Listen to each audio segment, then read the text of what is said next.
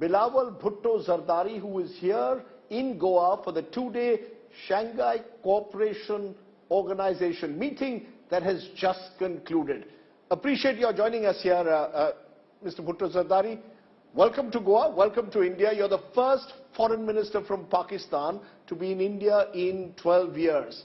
But it appears that your visit has not been able to break the ice between India and Pakistan. From what we gather, no conversation with our Minister Dr. Jaishankar, unconfirmed reports of a handshake, and little progress made in breaking the ice. Am I right to say nothing has really been achieved by you being in India? First of all, thank you so much for having me, obviously here in Goa, but particularly on your show, India Today.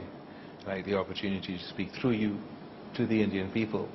As far as the success of my visit, well, the aim of my visit was to attend the SCO, of which Pakistan is a member, and to that end my visit has been successful. As far as Pakistan's position on bilateral relations with India or any meaningful engagement or dialogue with our Indian counterparts, our position remains unchanged. And that is that until India reviews the actions it took on August 5th, 2019, Pakistan is not in a position to engage bilaterally with India. That's your unchanged position. Our position is equally firm.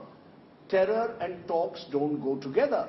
And until Pakistan is seen to actively do enough to stop cross-border terrorism, to sponsor terror outfits like the Jaish and Lashkar, we can't talk with Pakistan. So it seems, therefore, that the two countries are in, as I said, a deep freeze. How do you respond to India's position? You cannot have terror and talks coexist. So as far as India's position is concerned, terrorism isn't anything new. It's an old challenge, and despite having to face this challenge, we have had on and off talks. So as far as being a consistent position, I don't quite know how consistent it is. As far as the issue of terrorism, Pakistan wants to deal with terrorism not because India says so or the Indian government said so, but because we want to end this menace. It has caused the largest number of casualties amongst any of the SCO nations present here today. Pakistan has suffered the most casualties. I myself stand here before you today, a victim of terrorism. So Pakistan and myself are wholly committed to combating this menace. As far as accusations are concerned, we are ready and willing to engage and address any concerns that India might have, but India would also have to address our concerns.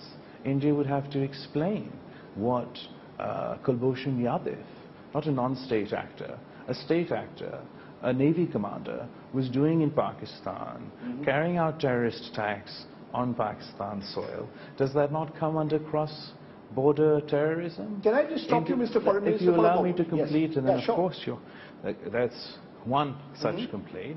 Then of course we all know the incident of Samjhauta Express, where we are yet to see justice. The Lahore incident, terror attack that I presented the dossier before the United Nations. All those questions need to be answered. You know, I can go on and give you a long list of Pakistani involvement in terror attacks that dates back to the Mumbai blasts of 1993, through what happened in our parliament, through Pathankot, through Pulwama, through Uri, even to Poonch 3 weeks ago. The fact is, the evidence that Pakistan provides, whether it's about a Kulbhushan Yadav, whether it's about a Lahore the terror attack, has not been backed by international agencies. In the case of Pakistan, we've seen Mr. Bhutto Zardari. It's so farcical. The fact is that such a senior, let's be very clear. And that this is backed by credible evidence. I see. Would you allow me to respond, or would you continue? No, you know, these are credible evidence. I was in Houston where you live, and Dawood Ibrahim, responsible for the attacks of '93, still continues to live there. Hafiz Saeed, no action, credible action taken for 2611. Masood Azhar for Parliament, for Pulwama. So, you know, we can give you a long list of evidence. The point is, while you claim to have a long list, you refuse to accept that Pakistan has any legitimate concerns. For example, you were saying that the fact that we've caught Kulbhushan Yadav, we can show him to you. The fact that he was a Navy commander in the Indian Army is not a legitimate accusation. Then who is India to defend in Pakistani courts? Who is this man, Kulbhushan Yadav? Who is Ajmal Kasam? No, but sir, I'm not denying there's a Mumbai trial ongoing within Pakistan. The reason that trial has not progressed is because India is refusing to produce the witnesses necessary for us to take that case forward. If you compare that with the Samjhota Express attack, over there everyone was acquitted. We've sent you voluminous evidence of 2611, Mr. Foreign Minister. I'm not doubting that you've sent.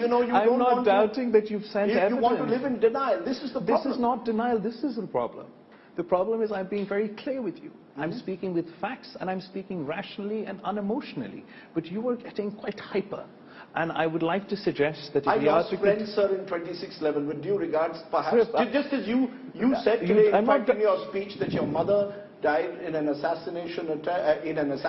Surely, if you lost friends at the Mumbai attack, you too would like to see the conclusion of the Mumbai trial. Yes. So perhaps you will take it up with the government in India that in order to conclude the Mumbai trial, India should consider sending the witnesses necessary in a court of law. We have a very similar legal system in India and Pakistan. Here in voluminous evidence, sir, you can provide as many pieces of paper as you will like, but as your legal system works, so does mine. And in your legal system, along with those pieces of paper, you have to provide witnesses in order for a case to go forward. So until we have that sort of cooperation from the Indian side, this case cannot conclude. Now that I have shared with you my position on the Mumbai case that is sub judice and ongoing, could you perhaps enlighten me that on the Samjhota attack that took place in 2007, where Pakistanis lost their lives, why it is that India has been unable to hold anybody accountable for that terrorist incident on Indian soil that resulted in Pakistani lives lost? Sir, the fact is, India has prosecuted all its terror cases under the rule of law. We even gave Ajmal Kasam, who was caught in a terror attack, the due process of law. But let me come to your response. Today, at the SCO, you said, let's collectively eradicate the menace of terrorism. Let's not get caught up in weaponizing terrorism for diplomatic point scoring. With due regard, sir, when you say that, isn't it the responsibility of Pakistan, which globally has found itself in the corner for having sponsored terror, to first stop allowing its soil to be used for terror activities against India? Somewhere you've got to start. Otherwise, your words will sound hollow, with all due regard, Mr. Minister. But, sir, our words or our track record speaks for itself. We are the only country on the planet that has not completed one, but two financial action task force objectives, one on counter terror financing and one on money laundering. As far as the issue of terrorism is concerned, the numbers speak for themselves. You can take out the data between sort of 2006 up until 2014, Pakistan was in a very difficult situation vis-a-vis the activities of terrorists. We were facing terrorist attacks almost every other week. But precisely because the whole of the Pakistani state, across the political spectrum, sat together, came up with the necessary consensus that resulted in operations in South Waziristan and in North Waziristan and a national action plan, we managed to break the back of these terrorists. And unfortunately, you're caught in an old, stale perception about where Pakistan is on this issue. And I believe it would be more constructive if we engage on these topics, because I am saying this is a genuine issue for me. I understand that this is a genuine issue for India. I'm not denying the legitimacy of this concern. I'm just suggesting the way that you're engaging in trying to resolve this concern is not necessarily the most productive. You're saying have an open dialogue, you will express your concerns, we will express your concerns, because today you argued that you in your speech that you felt the pain of terror because you lost your mother to an assassination by